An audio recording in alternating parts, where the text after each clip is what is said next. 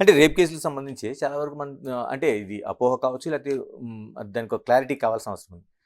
ఒక మహిళకి రేప్ జరిగితే ఆ భర్త అంగీకారం లేనిదే భార్య కేసు పెట్టడానికి వీలు లేదనేది ఏంటి మనకి హిందూ మ్యారేజ్ యాక్ట్లో ఉందనేది ఒక హిందూ మ్యారేజ్ యాక్ట్లో కాదు, ఇండియన్ పీనల్ కోడ్లో ఉండేది. నేను చెప్పేది ఈ చట్టాలు దీనిలో పాట్రియార్కల్ సొసైటీ ఉండేది, పితృస్వామ్యం అంటారు. ఆ రోజులు ఆడదాని మగవాడి సొత్తు కింద కాస్త నడిచేది. భార్య యొక్క ఏమంటారు జన్మ కార్యమే భర్తని సంతృప్తి పరచాలి అని. మీకు మన పాత సినిమాలు గుర్తుందో లేదో, కొడుకు అలిగి ఇంట్లోంచి వెళ్ళిపోతుంటే తల్లి బాబు అంటే భర్త పక్క నుంచి కచ్చాయిని అని గట్టిగా రవగానే ఆవిడ కుంగు పెట్టుకుని ఏడుస్తే వెళ్ళిపోతుంటుంది ప్రేమను చంపుకొని. సో ఆ సొసైటీలో సో భార్యని భర్త ఫోర్స్ఫుల్గా భార్యకి ఇష్టం లేకపోయినా సెట్ చేయడం అనేది రేప్ కాదు, అది వారి పుణ్యకార్యం అనుకోండి, ఏదైనా అనుకోండి, దాంట్లో భాగం అని. సో ఇండియన్ పీనల్ కోడ్లో కూడా ఆ ఎక్సెప్షన్ ఉండేది. Married women even without consent husband చేస్తే రేప్ కాదు అని. దాని తర్వాత కాలంలో ఏం చేశారంటే 14 years అని అది తీసుకొచ్చారు. I think 14 or 16 I stand corrected. Below that చేస్తే రేపు, అబౌవ్ దట్ చేస్తే రేప్ కాదు. బట్ సుప్రీంకోర్టు దానిపైన తీవ్రంగా స్పందించింది దానిపైన. అందుకని ఇప్పుడున్న సెక్షన్ యాజ్ ఇట్ ఈజ్ ఏంటంటే 18 years అబౌవ్ మ్యారీడ్ ఉమెన్ అయితే రేప్ కాదు, బిలో 18 years అయితే రేప్. అలాగే ఏసీబీ కేసులకు సంబంధించి మనం చాలా చూస్తుంటాం. అది ట్రాప్ చేస్తారు, దాన్ని ఒక వీడియో తీస్తారు, లేకపోతే బయటికి పబ్లిష్ చేస్తారు. అంటే ఒక ట్రాప్ చేసిన తర్వాత అది నిజమా కాదనేది నిర్ధారించాల్సింది మళ్ళీ కోర్టే.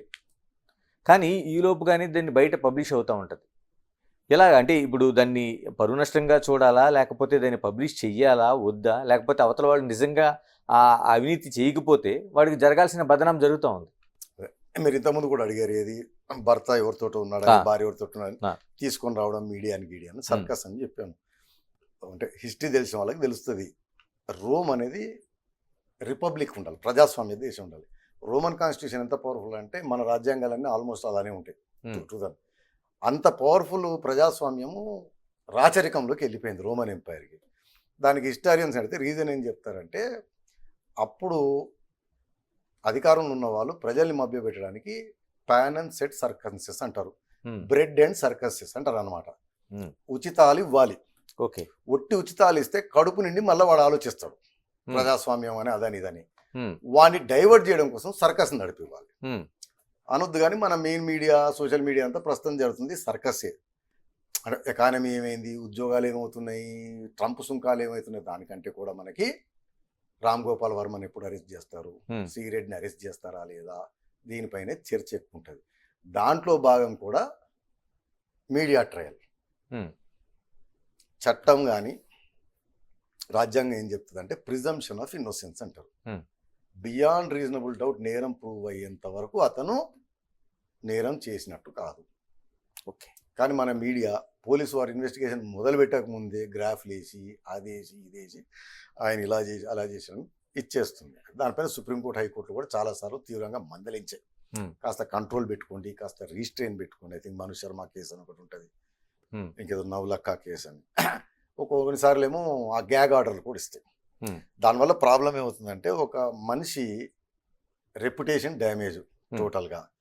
మోర్ దెన్ దట్ వద్దన్నా కాదన్నా జడ్జిలు, ప్రాసిక్యూటర్లు కూడా మనుషులే.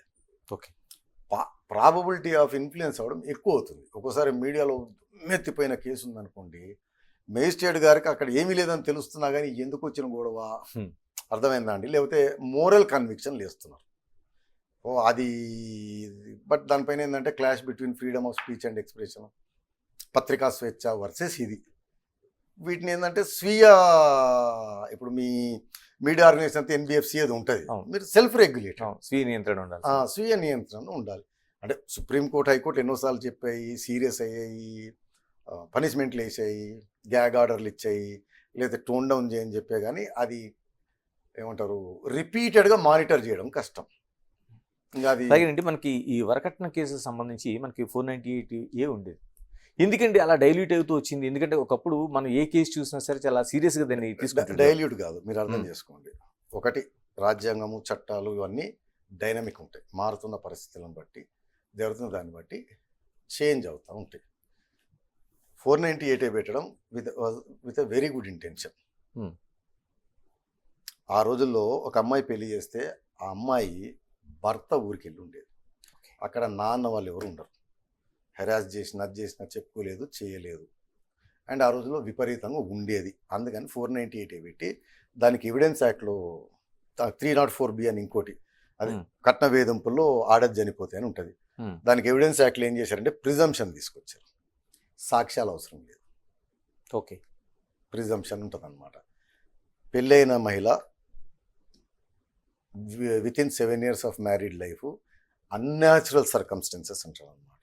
చనిపోతే ప్రిజంప్షన్ కోర్టు భర్త అండ్ భర్త ఫ్యామిలీ వారు చంపారు, మర్డర్ చేశారని మేము అనుకుంటాం. చేయలేదని మీరు నిరూపించింది. రీజన్ ఏంటంటే ఆమె వెళ్ళి అత్తగారింట్లో కాపురం చేస్తుంది. ఆ ఊర్లో కానీ ఆ ఇంట్లో కానీ అంతా భర్తకు సంబంధించిన వాళ్ళు ఉంటారు. సాక్ష్యం ఎవరు చెప్తారు? సో ఈ ప్రొటెక్షన్స్ ఇస్తే మళ్ళీ మన దగ్గర నేను చెప్పాను, చట్టం యూజ్ కంటే ఎక్కువ మిస్యూజ్ ముందు ఫాస్ట్గా అయిపోతాడు. దాన్ని అన్ని రకాలుగా మిస్యూజ్ చేయడం మొదలుపెట్టారు. సంబంధం లేని బంధువుల్ని, అవును, ఎప్పుడు అమెరికాలో పోయి సెటిల్ అయిన వాళ్ళని అందరినీ లాగడం. అంటే ఇన్సిడెంట్ అయింది నాకు తెలిసిందే. వాళ్ళు ఎప్పుడో 1960, 69, 70లో పోయి డాక్టర్లు, పెళ్ళి అయిపోయినాయి, పిల్లలు, మనవలు అక్కడ ఉన్నారు. వారు ఏదో ఇన్నాళ్ళ తర్వాత ఏమంటారు, మన కాశీ, వారణాసి, రిషికేశ్ చూద్దామని ఎయిర్పోర్ట్లో దిగగానే పట్టుకున్నారు. వాళ్ళపైన ఎప్పుడో వరకట్నం కేసు వాళ్ళ బంధువు దొరద ఉందంట, వీళ్ళ పేర్లు కూడా ఉన్నాయంట. జరుగుతూ ఉంటే సుప్రీంకోర్టు అది గమనించి, అంటే ఇది రివెంజ్ సీకింగ్ ఒకటి అవుతుంది, ఎక్స్టార్షన్కి ఒకటి అవుతుంది. అన్నిటికంటే ఎక్కువ అన్ని రకాల గొడవల కంటే భార్యాభర్తల గొడవలు ఎక్కువ విషయస్ అవుతుంది, విషపూరితంగా ఉంటుంది అన్నమాట కక్ష.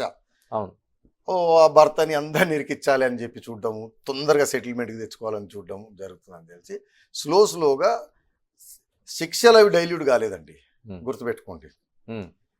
అంటే అక్కడ ఇంకోటి చెప్పాలి, మన వాళ్ళందరికీ ఏంటంటే, మళ్ళీ నేను చెప్పాను, టాలీవుడ్ బాలీవుడే మనకి చట్టం కాబట్టి రిమాండ్ చేయడాన్ని అంతా అయిపోయిందని నమ్ముకుంటారు. ఈరోజు కూడా లోపలేసారు.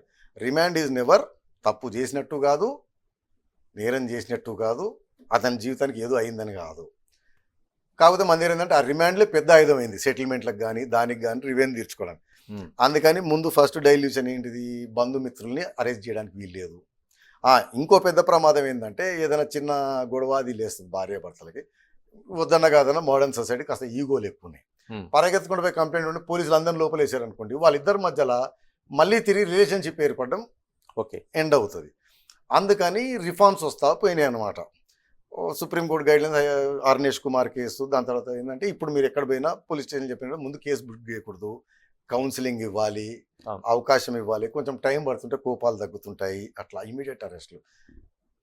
నిజంగానే 498 హరాస్మెంట్ ఉంటే ప్రాపర్గా జరిగితే గిక్ష డైల్యూట్ కాలేదు, ఓన్లీ ఇమీడియట్ అరెస్ట్లు ఇవి. ఇంకోటి ఏంటంటే, వరకట్నం కోసము ఏమంటారు హెరాస్ చేస్తే ఇమీడియట్ అరెస్ట్ లేదు, కానీ ఆ హెరాస్మెంట్ వైలెంట్గా ఉందనుకోండి, ఓకే, అమ్మాయికి గాయాలు ఉన్నాయి, అర్థమైందా, అలాగుంటే మాత్రం ఎక్సెప్షన్, ఇమీడియట్ అరెస్ట్.